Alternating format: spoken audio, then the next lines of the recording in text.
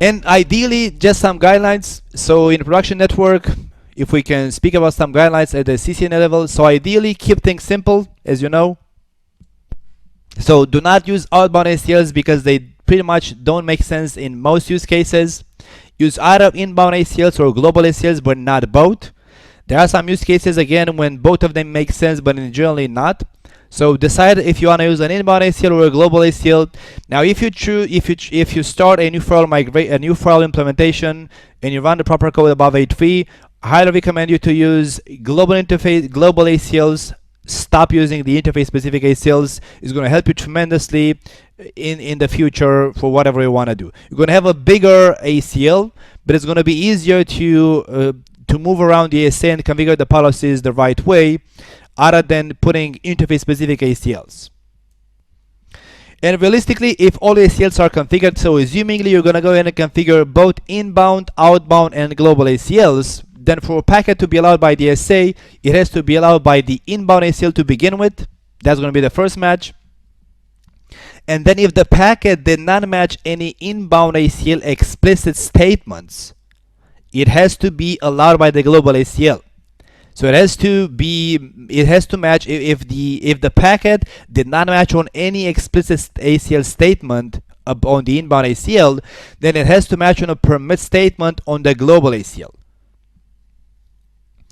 If the packet did match on an inbound ACL explicit statement, then the global ACL is not checked. And finally, if it was allowed either by the inbound ACL or by the global ACL, a packet is not going to be allowed by both of them. It's going to be allowed by one of them, because in the end both of them are inbound ACLs, and it makes sense. So once the packet has been allowed by the inbound ACL or by the global ACL, then it has to also be allowed by the outbound ACL. So looking at our diagram in here, like let's take this traffic flow in this direction. Let's assume traffic would flow this way. And let's assume we're going to have a inbound ACL applied in here, an inbound ACL. Also a global ACL. And also a outbound ACL for whatever reason.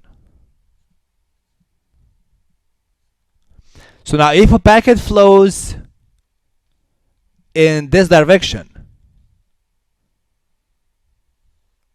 what's going to happen is the following. Step number one, I'm going to inspect the inbound ACL. Let me write it down in black.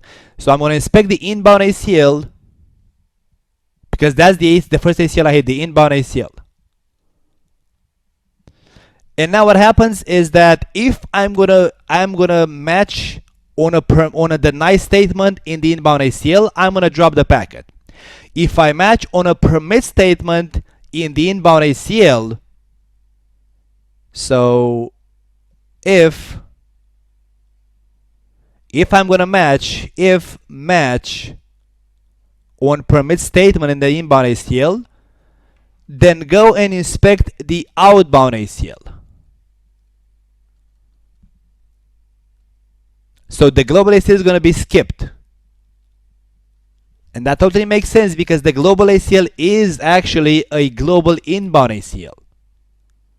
But now if with that packet there is no match on the inbound ACL, so if with my packet I don't match on inbound ACL on an explicit statement, then go check the global ACL. And then of course the global ACL has to allow the packet. If it's gonna not allow it, I'm gonna drop the packet. But if the global ACL allows the packet, then go ahead and inspect the outbound ACL. So you see, it's pretty confusing and pretty, let's say, complex, and it doesn't make sense. So easy way is you go and you have two options. Ideally speaking, and in general, it's one. You go ahead and configure only inbound ACLs, on all interfaces, and you can control traffic however way you want. Or 2, you go and configure global ACLs. Global ACL, which is only one. But you never configure outbound ACL. So you go and configure inbound ACL per each interface as required, or you go and configure a global ACL and no other inbound ACLs. So you don't configure both. You never configure outbound ACLs ideally, and you never configure both inbound and global. You choose one of them, because otherwise the traffic policy filtering is going to be pretty complicated, and you may end up in weird setups where you don't understand what happens. Why is the traffic allowed or disallowed? Okay. Now the ASA, let's speak about ACLs. So the ASA firewall ACL configuration overview, just like on the iOS, ASA ACLs can match traffic based on source IP, destination IP, IP protocol number, TCP UDP ports, ICMP type codes, time ranges. So pretty much all of the options that are available also on the iOS. Unlike iOS, the ASA can optionally configure ACLs based on username of the user if a feature which is called identity-based firewall is enabled, where what happens, you're going to integrate your firewall with the Active Directory, and then through the Active Directory the firewall is gonna have, by reading Active Directory logs, is gonna have an IP to username binding. So then you can configure on the ASA firewall rules based on usernames, which users of which groups are allowed to send what traffic to the firewall instead of IP addresses.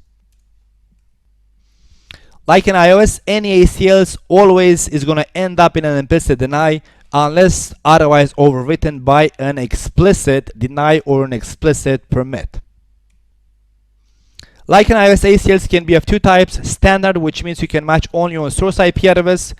On the ASA, from the filtering point of view, highly not recommended. You're going to use standard ACLs only for other purposes, like for VPN split tunneling, for example, or what else? Nothing else comes to my mind now. For sure, VPN split tunneling is going to be one good example, or VPN filtering, for example. But not for firewall filtering, not for traffic filtering. You're going to always use extended ACLs, either inbound or global. As I was saying, you should never use outbound. And because extended ACLs, as you know, can match on any combination of source IP, source IP port, destination IP port, protocol, and so on. Like as I was saying with the routing configuration, unlike in iOS, ASA ACLs use subnet masks instead of wildcard masks, and unfortunately, the ASA ACLs are going to make use of the same naming convention for both standard and extended ACLs, and you cannot mix both in the same list. So ASA is basically, on the ASA, ACLs are only numbered, are only named and non-numbered. So if on the iOS you could differentiate between the standard or extended ACLs based on the number, if the ACLs were configured in numbered format, on the ASA it only supports named ACLs, which means you're just going to differentiate between standard or extended by explicitly configuring the ASA that that's going to be a standard ACL or extended ACL when you define the access list. Okay, now as you're going to see, once you're going to go to the configuration, the ASA file, just like the iOS, but is much more scalable and better, allows for the creation and configuration of object groups, which those are going to simplify ACL management by grouping similar objects together. I guess you're going to see in a couple, you're going to end up grouping all of your web servers or all your services which offer the same services, or all your services. You're going to see when I go to the configuration exactly how that enhances the configuration of the ASA and how does it scale it. And also, by using object groups, you're going to be able to do more granular changes, because when you're going to configure object groups, you're going to define the ACLs by referencing object groups. So then, for example, if one object group is referenced in multiple ACLs, then you just go in and change the object group, and then the ACLs are going to get automatically updated. So instead of, for example, building, let's say you need the same firewall rule to allow traffic from A to B in multiple ACLs. If you use ACLs with a default configuration, if you change the source IP for whatever reason, so let's say the source IP of the IP address of the source changes, you gotta go on all access lists and change that IP because the source IP changed. But if you would use object groups to define the source IP and then reference the object groups in the ACLs, you just go in the object group, change the IP, and automatically ACLs will get updated, because ACLs are going to reference object groups at that point. You're not going to configure ACLs with IPs, but only with object groups at that point. So it's much more scalable and more granular. As you're going to see, you have a couple of types of object groups. 4 specifically is going to be a protocol type of object group, where you can define basically the protocols, either layer 4 or layer 3. So TCP, UDP being layer 4, ESP, GRE being layer 3. You're going to have a network type of object group. We're going to define IP addresses or networks or subnet addresses. You're going to have a service object group where we define TCP and UDP port numbers. So just like the name states, it's a service, which service means only TCP or UDP. And also because ICMP is kind of like a special protocol, and you might want to do filtering based on the ICMP types and codes, there we go, we have a object group of ICMP type, where you can go ahead and define and filter based on the codes and types of ICMP. From the configuration point of view, pretty simple, just like on the iOS. You configure the access list, and then you apply the ACL to enforce the firewall policy, either inbound on an interface, outbound on an interface not recommended, or globally on the firewall in there. And of course, optionally, if object groups are being used to configure the ACLs for scalability, then you're going to go ahead and configure the object group first, and then reference the object groups into access lists in the end. From the verification point of view, you just say verify object groups. If you want to verify the object groups, you say show object group ID and the name of the object group. You can verify ACL configuration by saying show access list to make sure that what you have configured shows up properly on the ASA. And you verify if ACL is applied correctly using the show run access group command.